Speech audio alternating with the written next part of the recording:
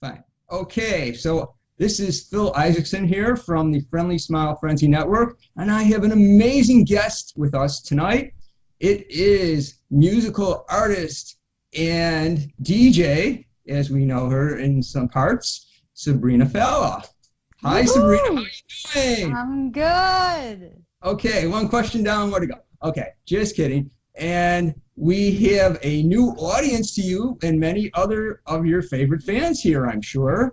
And Yeah. most of all, our new audience wants to know all about you. So, in less than 250 million words, or however many you need, just give us a little bit about yourself and why you love to be a musician and spread your music to the world. Okay, so I'm Sabrina Fallah. I am an only child. Well, that makes two of us. I am too. Yeah. I Just don't tell my play brothers and sisters about it. No, no, I don't know.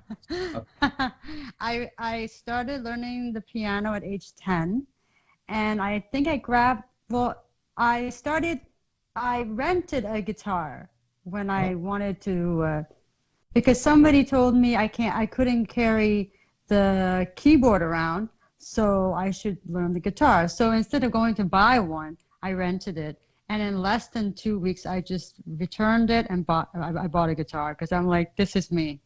The great. guitar is me. And then I write songs with my guitar and stuff. And why I chose this field to be in, well, let's just say I grew up in it because I was humming tunes before I could speak, and then I started writing in school short stories and poetry, then which led me to songwriting.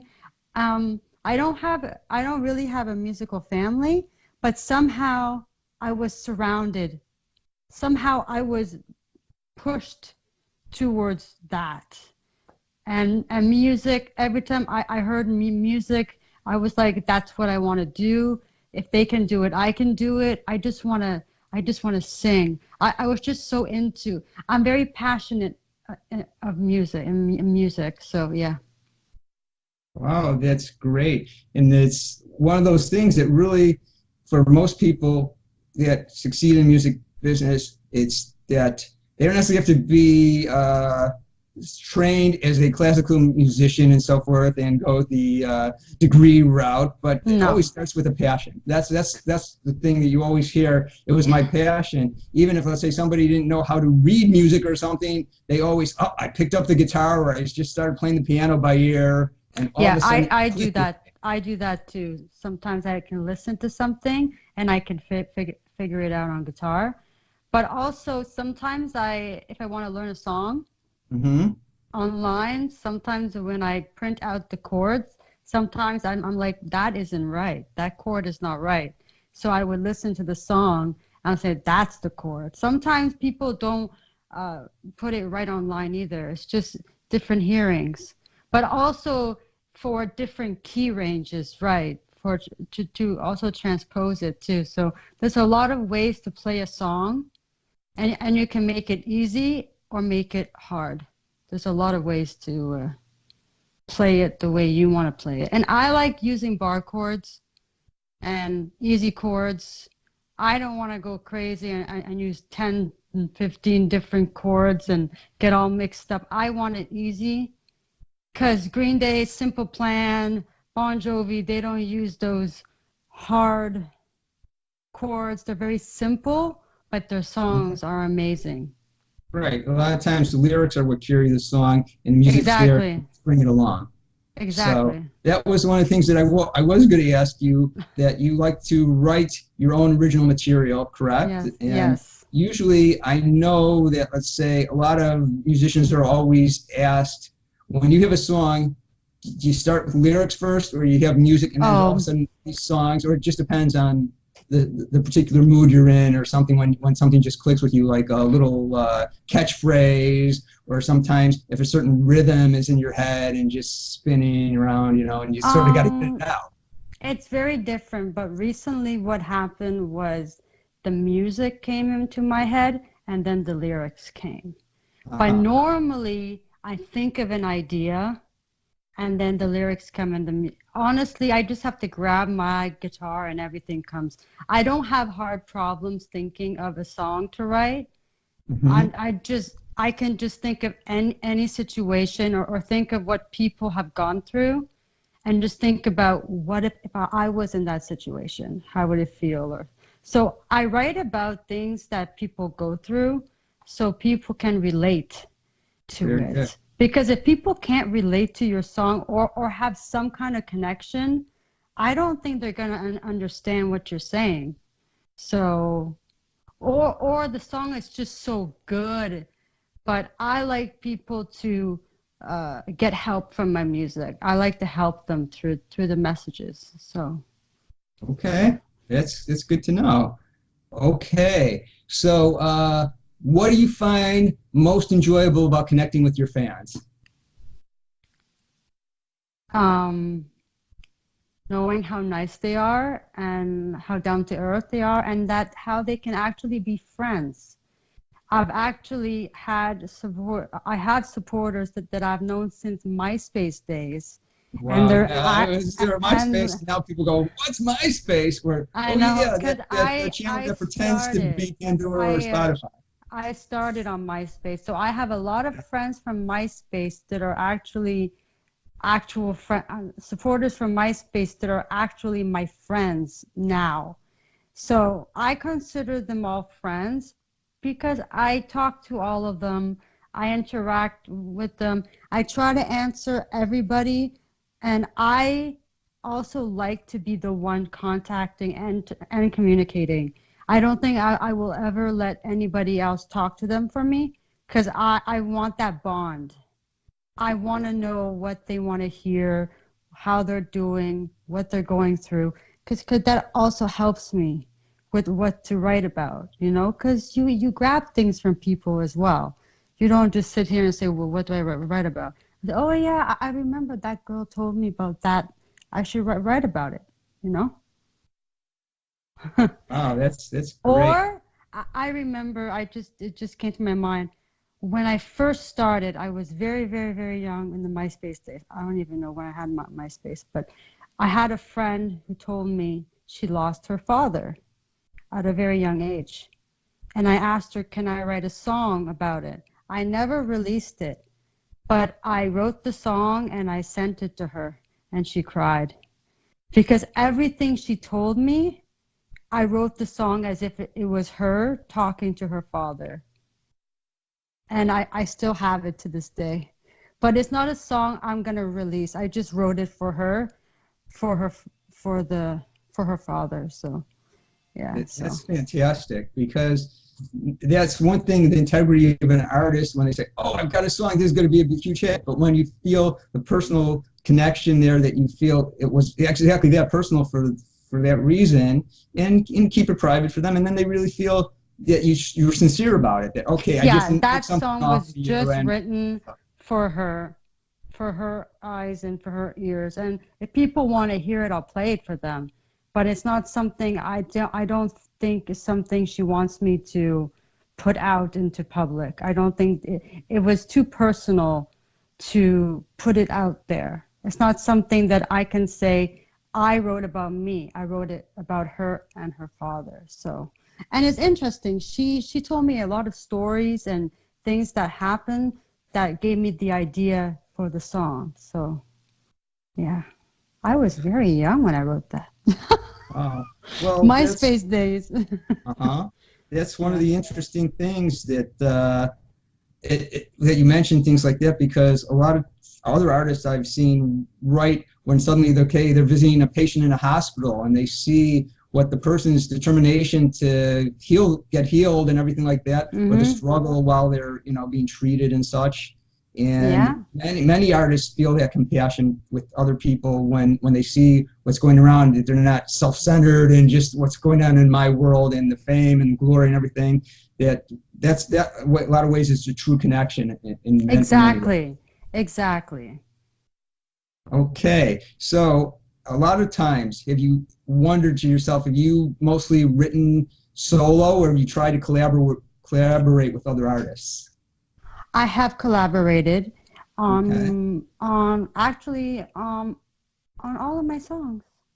Um, Basically, I write my songs and then I Mm-hmm. take it to a songwriter and then I make them more commercial. I choose the songs that I want to record and then they don't take away the idea.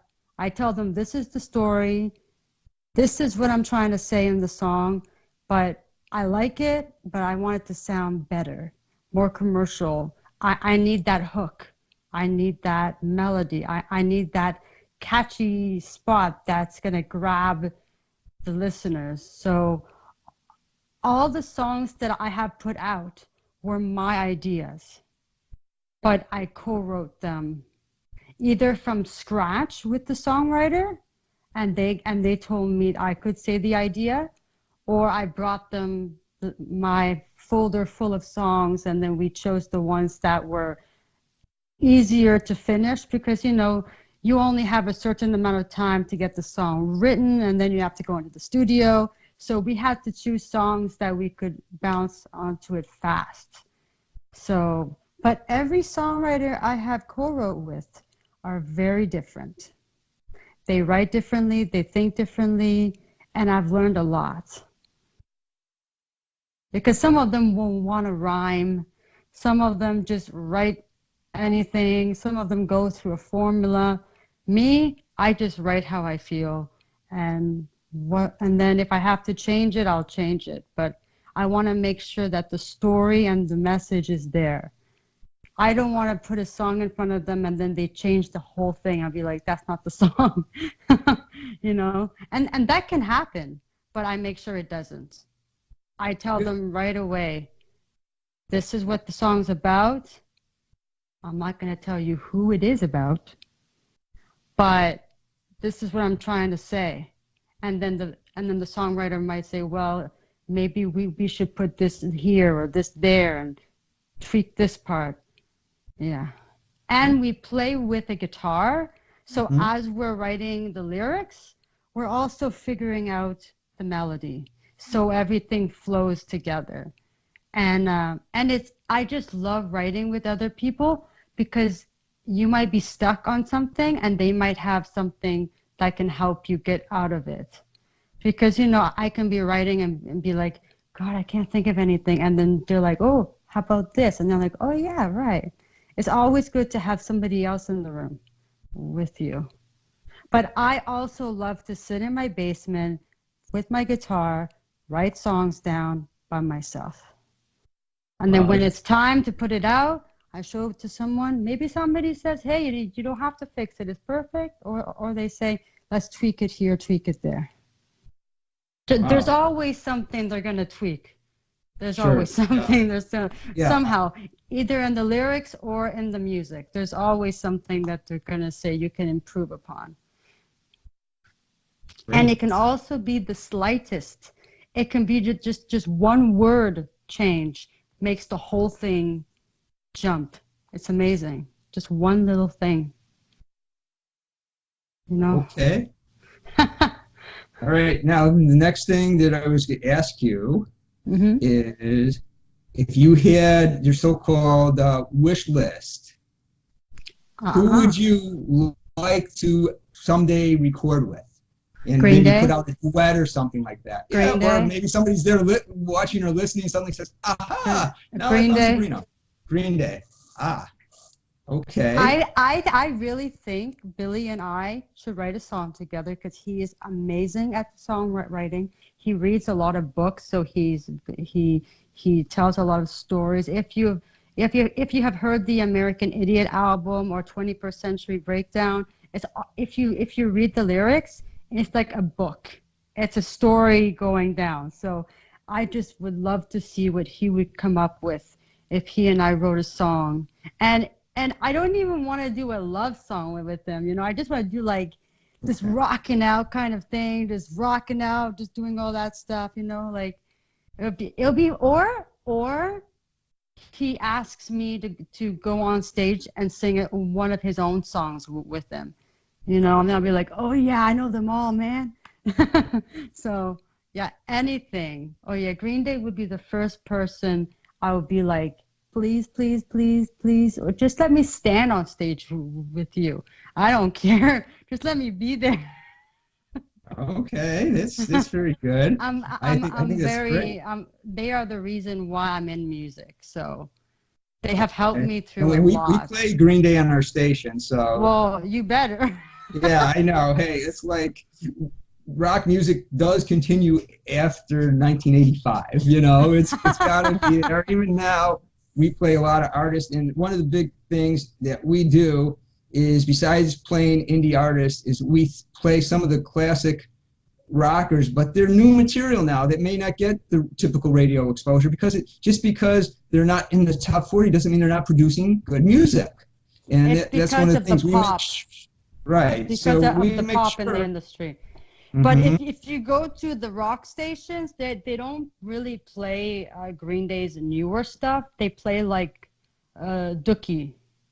Exactly. They That's the. play like When I Come Around or She and stuff like that, or Longview. They're not playing like Revolution Radio or I'm Still Breathing, like those new stuff.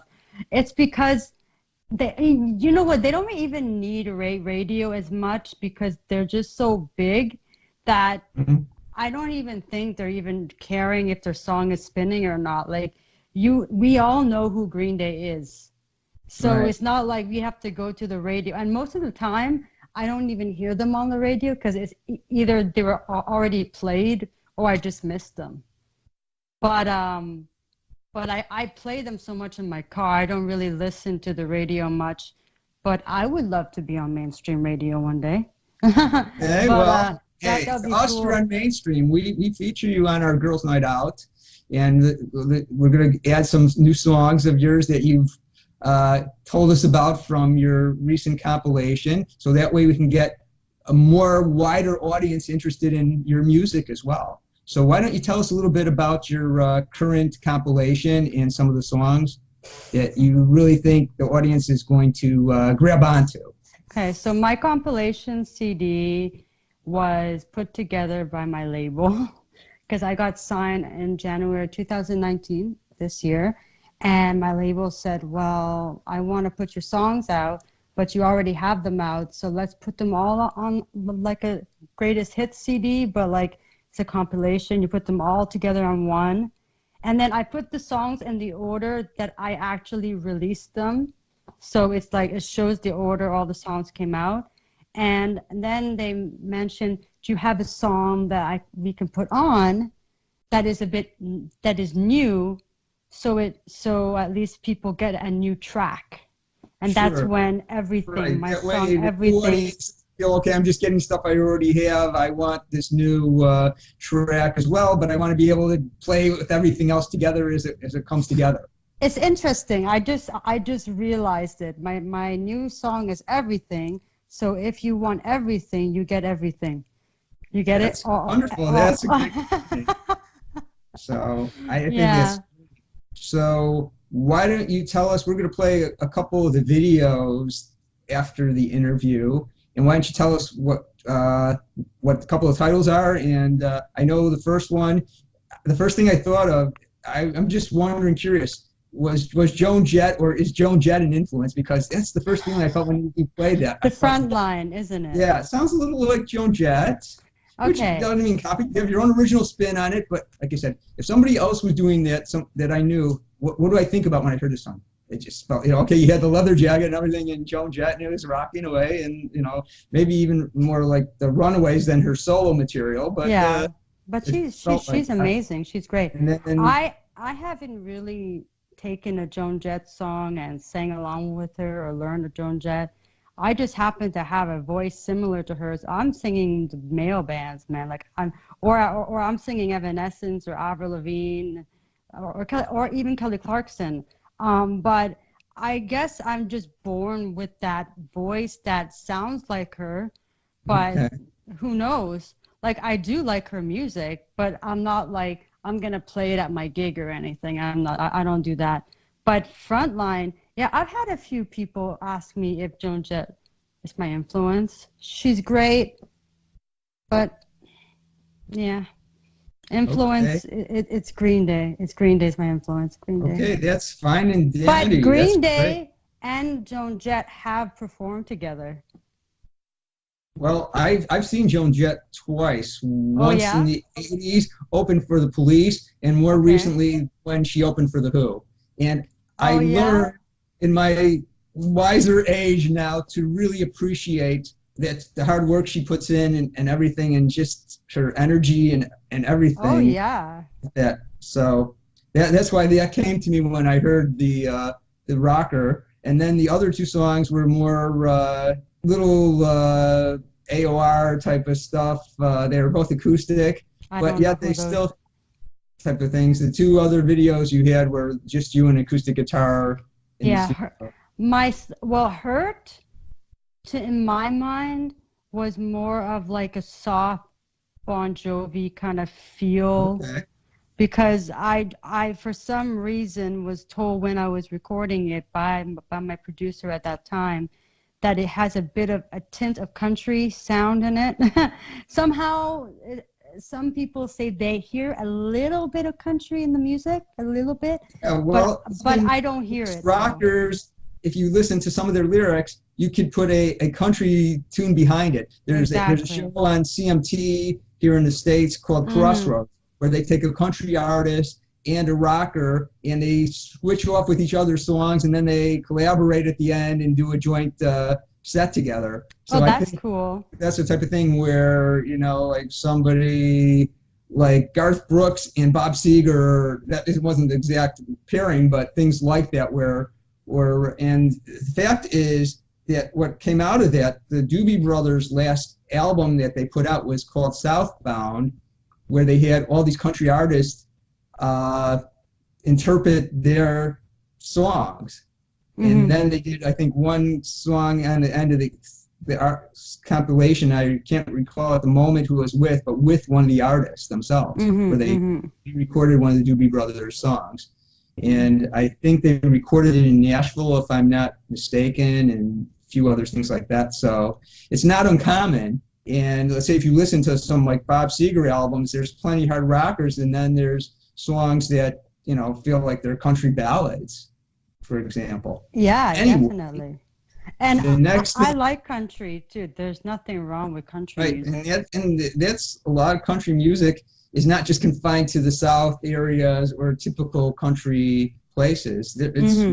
worldwide. I know here living in Chicago, there's always these country fests in the big shed palaces where they play in the summer concert series and stuff like that, where you have a lot of them just in combination, three, four country artists together, you know, and plenty of the award shows are dominated. It's not just the Grammys these days. American music, country music awards, and various Yes. things are just worldwide. Yeah. Hmm. International things like that. So it's not just here in the States and such. So the next thing I want to know was what do you think to this point in time was the best advice anyone gave you? And if you want to say who it was, it's fine. If not, just what the advice was. Like Hmm. something like maybe your parents told you this or friends always said this and it stuck with you.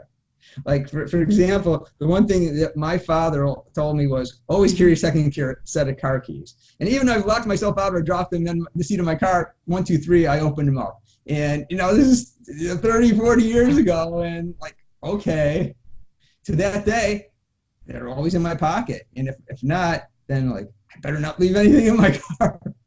So something like that, something that's stuck with you to this point in time. Well, I don't think I could say this is a specific person because a few people have told me this. Industry people Life and lessons people about that I music. know, they always say, don't give up.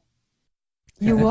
You will have days like I've had my ups and downs. I've had days like really bad, and I'm like, Yeah, oh I my think of the God. John Lennon song at that point. Nobody told me. Nobody told me there'd be days like these, right?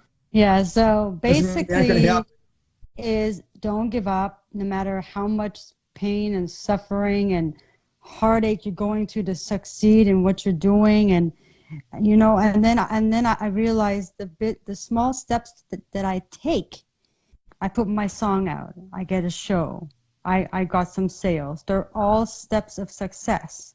but little ones that will lead me to bigger ones. And then I got to my label. Took me a long time to get there. I've been trying to get a label for a very long time. I'm very happy and blessed they took me on. But then from now, with the label, I still have work to do.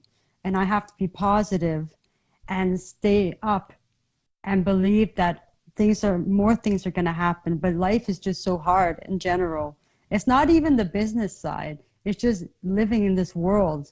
Sometimes it's not easy. But as long as you're strong and you can believe in yourself and have confidence, things can come true. But you always have to work for it. And nothing is going to come in your hand like that. I learned that. I learned that. No, I remember my dad told me, nobody's ever going to give you something on a platter. You have to work for it. So yeah, in this business, you definitely have to work for it. That's for sure. Nobody is going to come and say, you the artists that have been around for 30, 40 years, with rare exception, are putting out their own stuff independently now.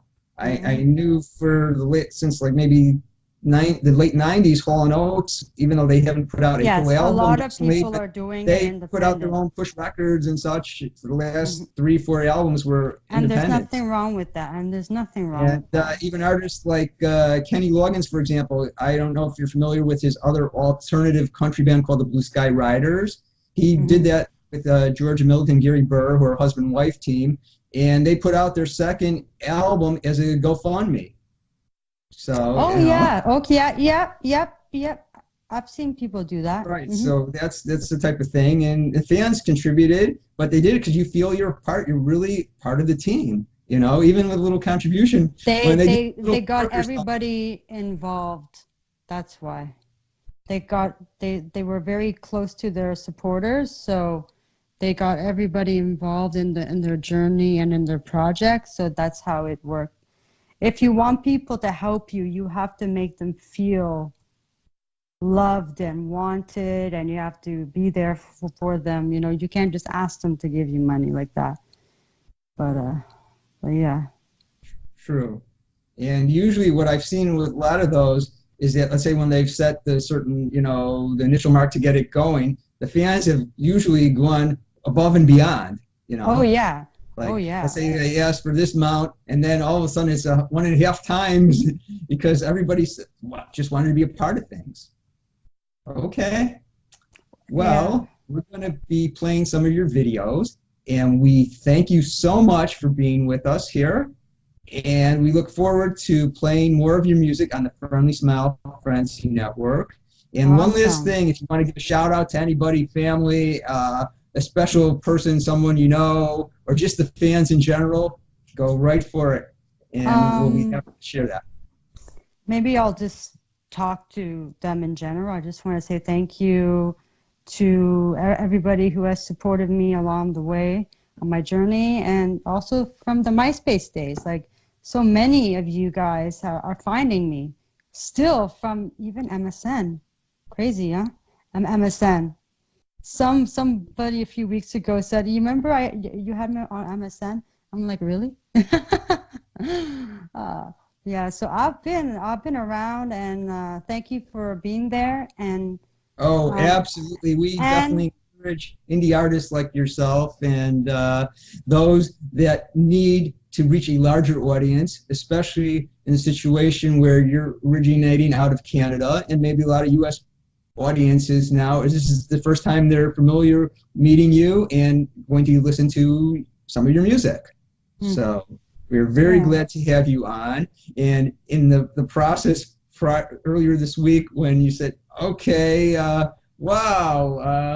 in touch with my fans here, let's see if we can do something, and that was like ideal, like a light bulb went off in my head. I said, wow, definitely. This is the time. And it was like, from up above, right? The message. Yeah.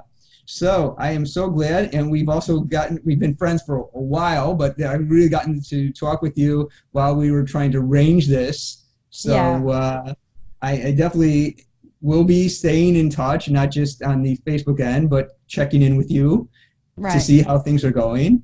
and stuff because not only are you a guest here, but you are a friend of the station, and Yay. we look forward to playing your music now and for a long time to come.